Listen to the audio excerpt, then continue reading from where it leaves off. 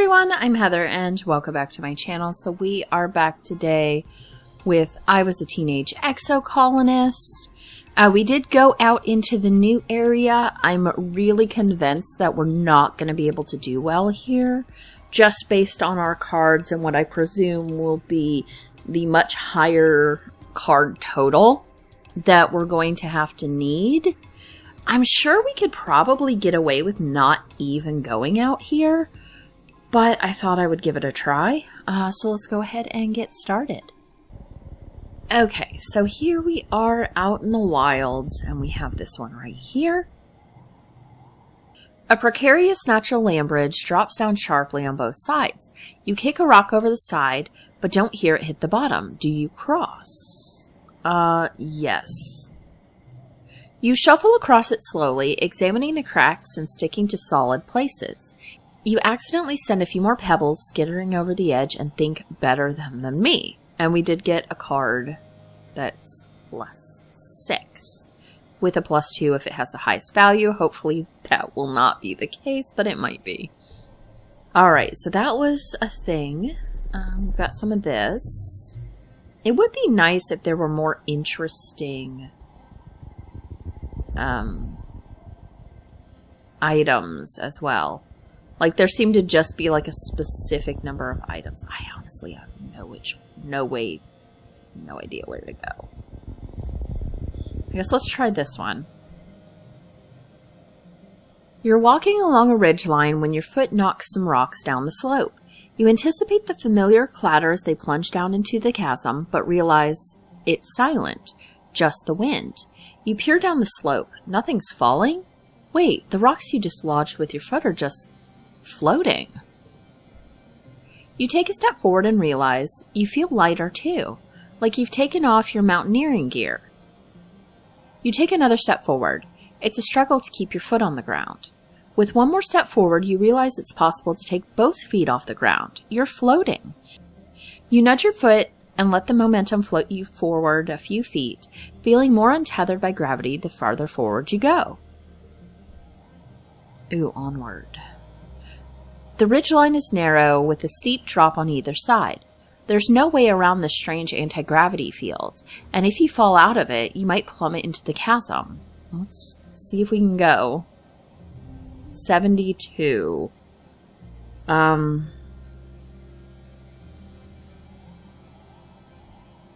guess let's do 4, 4,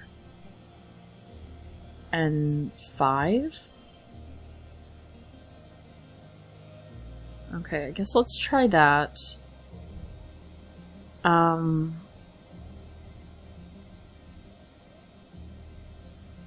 do 4, 4, 5, and 6. I don't think we're gonna get this.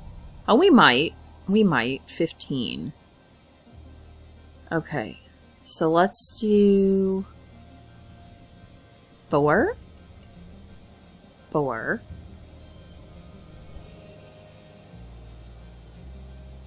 4, that, and 5. Okay. I think we lost some kudos, though. Yep. Okay, but we did win. You float forward, allowing yourself to rise higher and higher until you're able to swim and tumble through the air with ease. Woohoo! Wow, you're totally weightless. You float over a shiny, lumpy rock, jutting up from the spine of the ridge. As you pass over it, you feel gravity gently begin to embrace you again, pulling you back down. Your feet touch the ground again on the other side, and your legs immediately give out. What a rush! You mark the location on your map for other surveyors. Okay. I guess I'm glad that I went this way, because it seems to loop around, and that's what I was... Although there is a crystal there, but... I'm really trying to find a path through. The flies here are awful. They come out in the heat of the day and buzz around you incessantly. They don't bite, but they seem to want something from you. Maybe the water or salt from your sweat? You hope they aren't laying eggs. Dis calls the most annoying ones rod flies because they're like long, flexible sticks with a bunch of wings. They swarm in clouds around your face, no matter how hard you try to shoo them away. He says they remind him of Mars. But there are others too, like the one that's just a big eyeball with a couple pairs of little wings. They make a loud buzzing sound and are always just out of reach when you try to swat them away. Today, your personal nemesis is one of the eye flies. There was a whole bunch of them earlier, but only one has persisted. It's been following you, staring at you all morning. You and Dis have been batting at it for an hour, but it's a fast dodger. Dis has finally given up and plods forward. It even lands on his head, but he doesn't care. Let's swat that fly. 72 again. Okay, let's do 5, 6, and 8. Oh, we got crap cards this time. Let's do...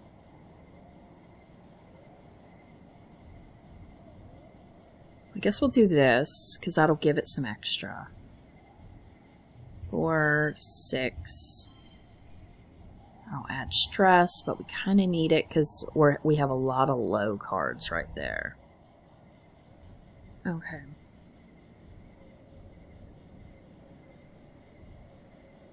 Three, 4, 7, and 8. Okay.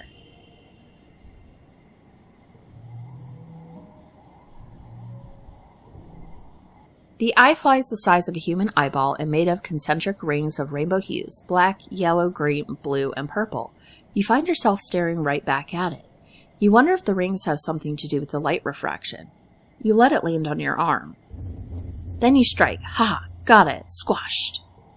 10 minutes later, there's a new fly following you. Now we got a lot of stress from that one. Okay, so that seems to be a thing, but let's grab this. Oh, another strange device. Okay. Well, let's check out this one, because it seems to be story related. You've been saved a few times from certain doom, or at least discomfort, and it can't have been coincidence. Something or someone has taken an interest in you. You're being followed. You're beginning to get a feel for this place and its dangers, so the next time you hear the mournful hoot of a passing air squid, you head toward it instead of away, keeping an eye out for anyone watching you from the cliffs. There, just as you think you're going to have to grab its tentacles and fly it like a kite to get your savior to show up, you see a shadowy humanoid figure appear over a nearby ridge. You make eye contact and both freeze. His almond-shaped eyes widen in his not-quite-human face, and he slips out of sight again. Okay, let's track him carefully. Rather than rush after him, you use your tracking skills to carefully follow his path and sneak up on him. You pounce like a manticore, and the two of you tumble to the ground. You pin his arms. Okay. A new person, I guess? You get a good look at his face for the first time. The long, delicate features, the odd tone of his skin, almost purple, and his glittering alien eyes. Before he can answer your questions, you jump off him and back away. Who? What is he? He brushes the dirt from his clothes and stands up tall. Very tall. You have to take another step back to get a good look at him. You catch a glimpse of pale purple wrist under his tattered black sleeves. Delicate, like bird bones. I am Gardener, he purrs, and you're trespassing on my planet. Now that you can see all of him, you confirm he's definitely not human. Besides the purple tint of his skin, he's also just constructed differently. Human, but not. And taken as a whole, those little discrepancies add up to something that is decidedly alien. You're an alien? He laughs. A light and infectious chuckle that sounds more animal than human. It goes on for a bit too long. You think he might be poking fun at you. Actually, you're the alien here, if you think about it. You do think about it. He's right. He jumps up onto a large rock and crouches, eyeing you thoughtfully. Let's make a deal, he says. He speaks with an odd inflection, putting the wrong stress on things, but the words themselves come easily enough to him. I'm not supposed to talk to you, he says. It's against the rules, but since you've caught me, I can grant you one wish. He smiles mischievously. Is this a joke? I wish to know more about you. 1,000 kudos. Wish you'd stop laughing at me. I wish to know more about you. He gives you a sly look. In time, Heather, I hope. He pauses, and his eyes unfocus for a moment. He stares straight ahead, unblinking. Then he slowly stretches like a cat and stands up. Well, this has been fun, but I'm afraid duty calls. He doffs an invisible hat towards you. My name is Symbiosis, by the way. Or Sim, if you like. He jumps behind the rock and disappears. Literally, he disappears. You search all around and can find no trace of where he might have gone, or how. Stars, you just met an alien. Okay, well that's, I suppose, progressing the story forward. I hope so, anyway. Ooh, a thing. Let's see what this thing is. You find your way blocked by a massive wall. No, a hollow pillar, knocked over and lying on its side in the sand. It's absolutely massive. It stretches to your left and right at least 1 kilometer in each direction. Though at some points it's crumbled enough that you could likely scale over it. Let's check it out. 71. Oh, we got some terrible 0-point cards here. Let's do 5. 5. I guess 6 right there, because that'll give... Oh, that should...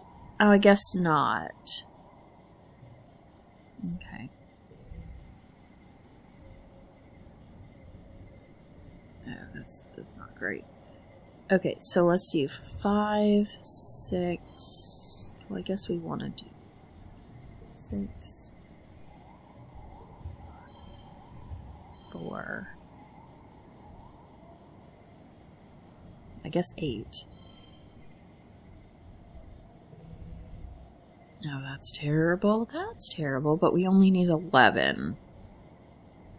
I guess. So 4. 4.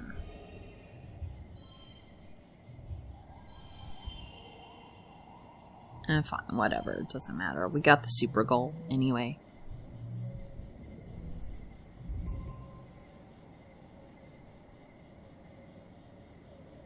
Dis looks giddy as you follow the pillar to its base, a large pyramid almost entirely lost under the sand.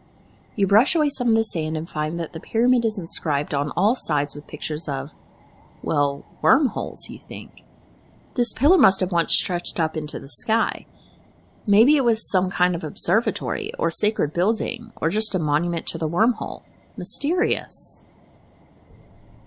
Okay. We're gonna have to go home soon. But maybe we could do one more. There's this. Or we could go this way. I'm not sure which way would be better.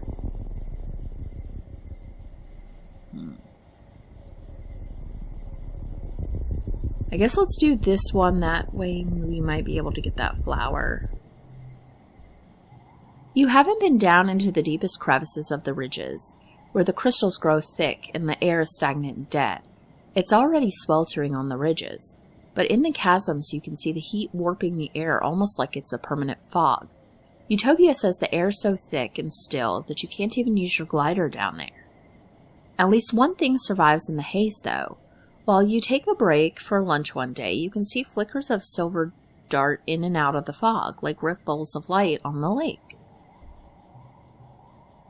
As you unpack your tiffin box, the silver flashes come up out of the fog and begin to surround you. They're animals, eyeless, almost translucent creatures about the length of your arm, trailing meters-long tentacles behind them. Their mournful hooting is magical and strange. You look them up on your holopalm. Oh, air squid babies. Wait, air squids are predators. Okay. Oh, this is terrible. This one's not good. Okay, so 4, 4. 4. Give me some good cards, man. Okay, so 2, I guess. Actually, we're gonna do this. 3, 4, and 7. Wow. Okay, so I need 5, 6, 6. We'll do that one because that'll give us some of that, and then this. Okay, that's fine. I mean, we won anyway. You duck behind some roots and keep perfectly still as the creepy creatures float around and past you. They don't seem to be hunting for food. They must be on their way somewhere. Air squid adults are solitary hunters, but these juveniles form large groups and move together fluidly, like schools of fish. Once you're a safe distance away, you take some notes on their social behavior.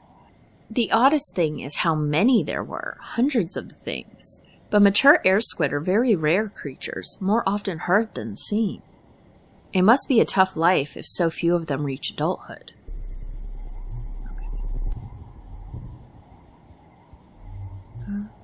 Oh, there's the guy again. Okay, I guess let's talk to him. You're walking up a trail when you're caught by surprise. It's Sim, and he's running. You're knocked to the side as he pushes past you, running in the opposite direction with barely a glance. You shout and chase after him, but after a few seconds it becomes clear you don't have a hope of finding Sim when he doesn't want to be found. You turn and continue along the path, and around the next bend you spot a familiar face. Utopia. She's collecting rock samples with a pickaxe, like an old-timey prospector. Who the hell was that, she demands. Who? I didn't see anyone. Utopia squints at you. The man who just ran past, the tall guy dressed in black? How did you not see him? She hikes her pickaxe off her shoulder. Whatever, just watch where you're running, okay? The gravel's loose around here, and maybe check in with the Doc Instance. Get your eyes looked at. You agree, happy to be out of this conversation without any trouble, and continue on along the path before Utopia asks any more questions. You walk for a couple minutes before you see Sim again. He seems to be in good humor despite the close call. Oh, he says, leaning against a tree. It is tiresome to be so secretive. He wipes his eyes, brimming with mirth. It is such a pleasure to be around you and Dis, and to not have to hide myself. He sobers quickly. I do appreciate your discretion, he says.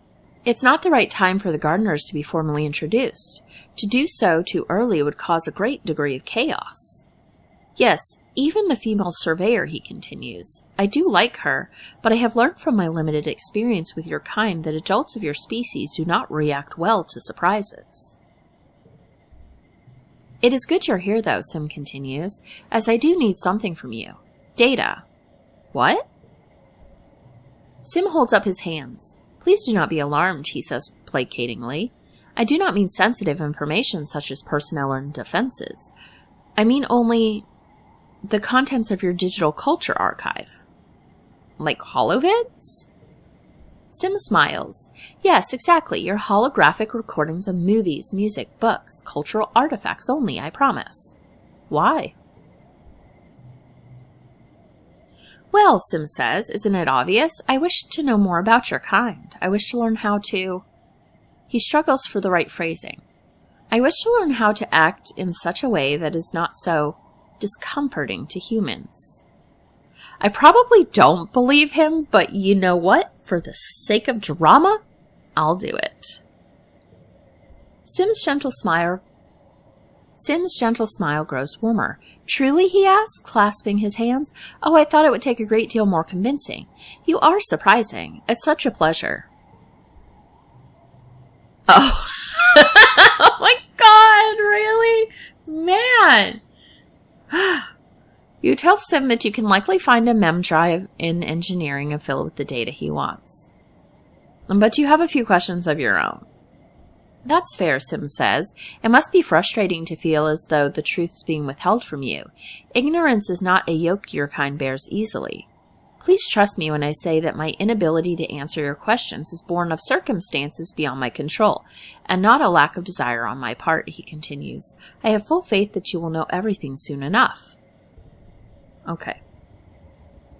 Well, let's grab this. Feel like that looped me around? Maybe? I don't know. See, I could head out that way. That's where we came from.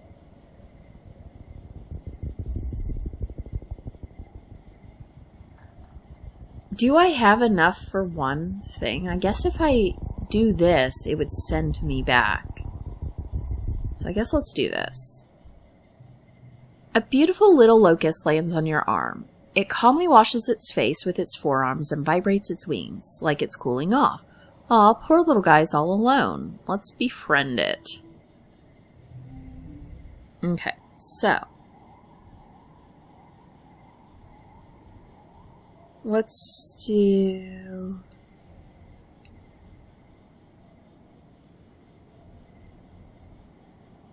I mean, that would make the card wild. But let's do 4, 5, 7. Okay. But that's not good.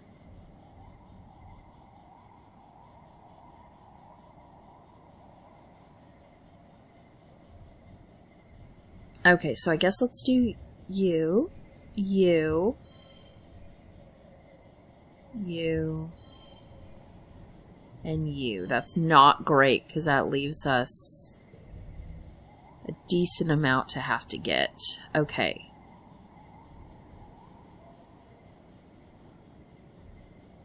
Let's do 4, 3. Okay, I guess it happened. Okay. There, and we'll just add in this one. Alright. You look it up on your holopalm. It's a mask wing. Named because when it's frightened, it opens its wings all the way and flips them forward, making it look like a grimacing manticore. Scary. But even scarier is how much they can eat. They usually eat leafy plant matter, but they're not above eating fabric, wood, hair, or even skin. They swarm in dust and in hot places like the ridges. You see something out of the corner of your eye and look up from your new friend. Oh, In the distance, you see a haze above the ground. It's the locusts, each one bigger than your fist. These insectoids can eat their weight in under an hour. There are millions of them out there, and they'll be here soon. Your buddy takes off to join its friends, and you gotta go. You make it to your glider in time, thankfully. You come back to this place later in the week. What foliage there had been is now stripped bare. The only things still standing are the crystals, glinting in the sunlight. You're too worn out and tired to continue. You have to go home now.